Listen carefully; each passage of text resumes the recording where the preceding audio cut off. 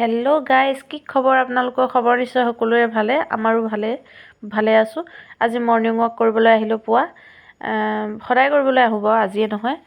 আজি ৰাতিপুৱা 5:10 হৈছে এতিয়া সময়। আজি অলপমান দেৰি হৈছে।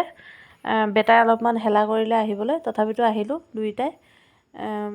দেৰি হৈছে, লগৰখিনি গৈছে আগত, আমি দুটাইহে থাকিলোঁ। তথাপিতো আহিছোঁ। আহি আমি প্ৰায় আশ্ৰমৰ পাৰ হৈছোঁ। গোশালা আশ্ৰমৰ কথা কৈছোঁ, পাৰ হৈছোঁ। লগৰখিনি আগত গৈ আছে, আমি দুটা পিছে লাহে আহি আছোঁ, বেটা আৰু মই। তাৰপৰা বেটাই মোবাইলটো লৈ মোক দেখুৱাই আছে।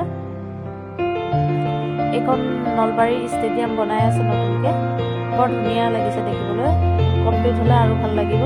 ভিতৰলৈ মোবাইল কেমেৰা নচলাও, কেমেৰা কৰিব নিদিয়ে, গতিকে কমপ্লিট হ'লে দেখুৱাম। এইটো ভায়াক দুয়োটা মৰ্ণিং ৱাক কৰি আহি আছে। আহি পেলাই আমি ঘৰ পালোঁ।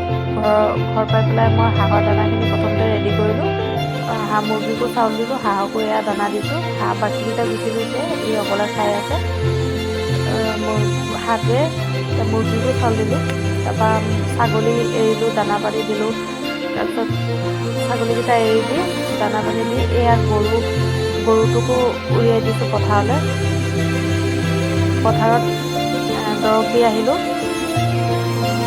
দৰৱ দি আহি পেলাই এয়া ঘৰ পালোঁ। ঘৰত গা পা ধুই ভাত পানী বনাই ৰেডি কৰি ল'ৰাক ভাত চাত খুৱাই এয়া স্কুললৈ ৰেডি কৰিলোঁ। স্কুললৈ উলিয়াই দি পেলাই মই কিতাপ পঢ়িবলৈ যাওঁ ৰিক্সাত। আগতে ভেনত গৈছিলে, ভেনখন অলপ সময় দেৰি হোৱাৰ বাবে এতিয়া এই ৰিক্সাতে যোৱা কৰিছে। স্কুলৰ পৰা আহি এয়া ভাত পানী খাই এয়া শুইছে। শুই পেলাই এয়া মই অলপমান তাক খুৱাই থৈ মই অলপমান বাৰী কাম কৰিবলৈ, মানে গুটি অলপ আনি থোৱা আছিলে, গুটিখিনি অলপমান ৰুই দিওঁ। বাৰী কাম কৰিবলৈ গ'লোঁ, তাক খুৱাই থৈ গুটিখিনি বোলো অলপমান ৰুই দিওঁ। পেলাই মই বাৰীত কাম কৰিবলৈ গ'লোঁ। এইখন আগফালৰ হয়, আগফাল দি অলপমান কিবাতে মাৰি পেলাই কৰিছোঁ।